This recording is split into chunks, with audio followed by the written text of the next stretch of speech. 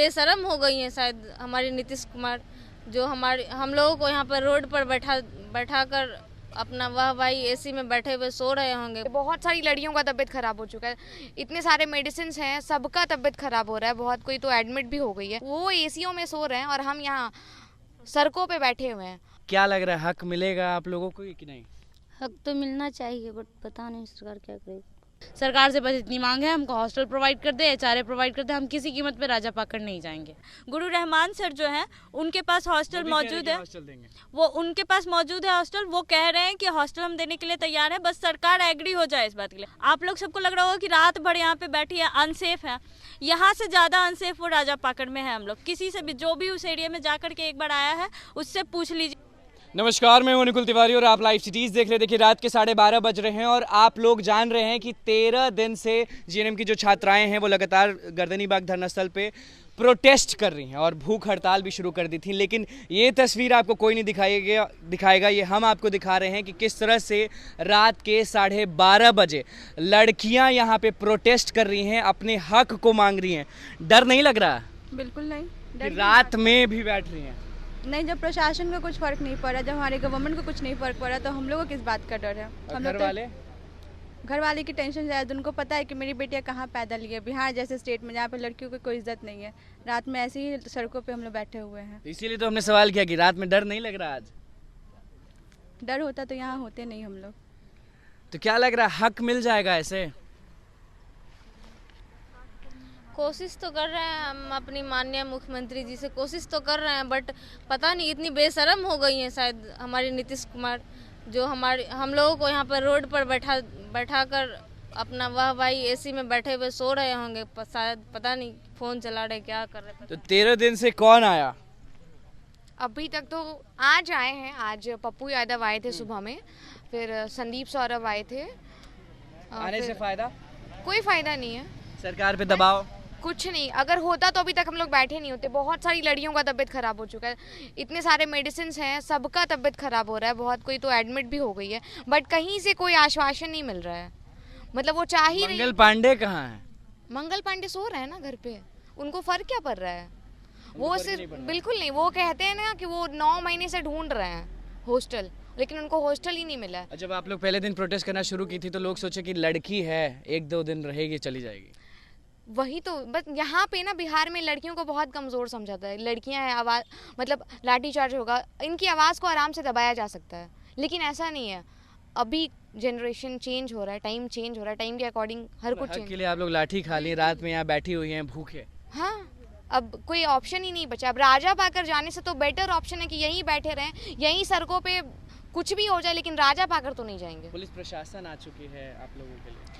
अभी आई हैं, तब सुबह से, हाँ वो सुबह से कहीं कोई नहीं था, सुबह से इतना तबीयत खराब हो रहा है, बट किसी को कोई फर्क नहीं पड़ रहा है। हम लोग ऐसा नहीं, हर जगह लेटर दिए हैं, हम लोग डीएम को लेटर दिए हैं, यहाँ थाने में भी लेटर दिया गया, तो अभी मैम लोग आई हैं। सुबह से कोई भी नहीं। ये करने से भी कुछ होगा या? उम्मीद तो है, क्योंकि हम लोग खुद बिल्कुल उम्मीद, हाँ अभी तो यहाँ सरकार में तो वही है, उम्मीद तो उन्हीं से लगा सकते हैं, उनके अलावा तो कोई ऑप्शन नहीं है हमारे पास। बेटियां चिल्ला रही हैं रात में और नीतीश कुमार ध्यान ही नहीं दे रहे हैं। ना, वो तो सो रहे हैं, उनको तो वो एसीओ में सो रहे हैं और हम यहाँ सड़कों पे बैठे हुए हैं। उम्मीद है कि हम लोग स्वास्थ्य कर्मी हैं, शायद हमारे स्वास्थ्य पे अगर कोई अफेक्ट हो तो अब भी वो जाग जाए। जो कुंभकर्ण के नींद में सोए हैं तो शायद अब भी वो जाग जाए। चलिए, तो आपके साथी बीमार पड़ना शुरू हो गए? जी, आप लोग देख ही सकते हैं, 2-3 साथियाँ हैं जो बिल्कुल बहुत ज़्यादा सीरियस हैं, और जो मतलब जिनका हो सका हम लोग यहाँ ट्रीटमेंट किए, मतलब फर्स्ट एड किए हैं, और जिनका नहीं हो सका उनको हम हॉस्पिटल में ट्रांसफ़र। आप देख सकते हैं कि किस तरह से नींद में, आधे नींद में और आधे बीमार हैं ये लोग, जगी हुई हैं। यानी क्या लग रहा है, हक मिलेगा आप लोगों को कि नहीं? हक तो मिलना चाहिए, बट पता नहीं सरकार क्या करेगी। देखिए, उदासी इसी को कहते हैं। हम आगे भी जो लोग बैठे हुए हैं उनसे बातचीत करेंगे और जो लड़के हैं उनसे भी बात करेंगे। क्या लग रहा है? अब थक गई होंगी मुझे लग रहा है, क्योंकि 13 दिन से बैठी हुई हैं। अब मुझे लग रहा है कि अब थक गई होंगी। मैं थकी हुई नहीं हूँ, नहीं, किसी कीमत पे मुझे मेरा हक चाहिए और मैं हक लेकर रहूँगी। मुझे साफ कह रही कि बस देगी, आप आराम से आज सरकार जो भी कह ले, ये सरकार साफ तौर पे जानती है कि वो कितना कुछ दे सकती है, कितना कुछ कर सकती है। अगर वो बस देगी तो वो कोई भी वैलिड नहीं होगा, हमारा आना जाना मुमकिन नहीं है। सरकार साफ तौर से जानती है। सरकार से बस इतनी मांग है, हमको हॉस्टल प्रोवाइड कर दे, HRA प्रोवाइड कर दे। हम किसी कीमत पे राजा पाकड़ नहीं जाएंगे, हमको राजा पाकड़ नहीं जाना है। खेलने का नाम ही नहीं ले रहे हैं आप लोग। नाम क्यों लेंगे? अगर हम अपने भविष्य के लिए लड़ रहे हैं, हम ज़्यादा से ज़्यादा यही चाहते हैं कि हमको शिक्षा अच्छी मिले, क्योंकि पढ़ाई तो अच्छी करवाते नहीं हैं। कम से कम प्रैक्टिकल नॉलेज अच्छा रहेगा तो इन फ्यूचर हम कुछ कर पाएंगे, इन फ्यूचर हम अच्छे से सेवा प्रदान कर पाएंगे। कोई भी काम करेंगे अपने नॉलेज पे ही करेंगे ना। नॉलेज के लिए बैठे हैं, शिक्षा का हक मांग रहे हैं, वो देना नहीं बनता है। सरकार सो रही है, जिसको 5 साल के लिए हम लोग बिठा के रखे हैं, चुन करके वोट दे करके 5 साल ऐश करने के लिए बिठा के रखे हैं, आराम से सोने के लिए बिठा के रखे हैं। उसको इस बात की टेंशन नहीं है कि यहाँ पर 200 लड़कियाँ मतलब मर रही हैं, अपना कंडीशन उनकी खराब हो रही है, इस बात की बिल्कुल चिंता नहीं है। तो जान दे देंगी, जान दे देंगी, लेकिन राजा पाकड़ नहीं। मैं किसी कीमत पे नहीं जा रही। चलिए, क्या लग रहा है, क्या होगा? सरकार को अब तो जागना चाहिए, अब तो जागना चाहिए एटलीस्ट। जब हम लोग यहाँ पे बैठे हुए हैं, 13वां दिन है हम लोगों का गर्दनी बाग में। 1 महीने से हम लोग प्रोटेस्ट कर रहे हैं। आज हम लोग का भूख हड़ताल आज से स्टार्ट है। अब तो सुनना चाहिए उन लोगों को। मंगल पांडे जी जो हैं, उनको सिर्फ बहाने बनाने आते हैं। शुरू से वो सिर्फ बहाने ही बना रहे हैं। सबसे पहला बहाना था उनका कि वो 9 महीने कोशिश किए हैं बिल्डिंग ढूंढने की। अगर बिल्डिंग ढूंढते तो कब का मिल गया होता, 9 महीने में बिल्डिंग तैयार हो गया होता। दूसरा बहाना, आप हॉस्टल ढूंढ के दीजिए, हम अलॉट कर देते हैं। आज हम उनको हॉस्टल ढूंढ के भी दे रहे हैं। गुरु रहमान सर जो हैं, उनके पास हॉस्टल मौजूद है, वो उनके पास मौजूद है हॉस्टल। वो कह रहे हैं कि हॉस्टल हम देने के लिए तैयार है, बस सरकार एग्री हो जाए इस बात के लिए। अब तो सरकार को बस एग्री होना है, अब तो मान जाए सरकार, अब तो सुन ले। अब किस बात की देरी है? जब हम लोग यहाँ पे बैठे बैठे मर जाएंगे, तब आप लोग सबको लग रहा होगा कि रात भर यहाँ पे बैठी है, अनसेफ है।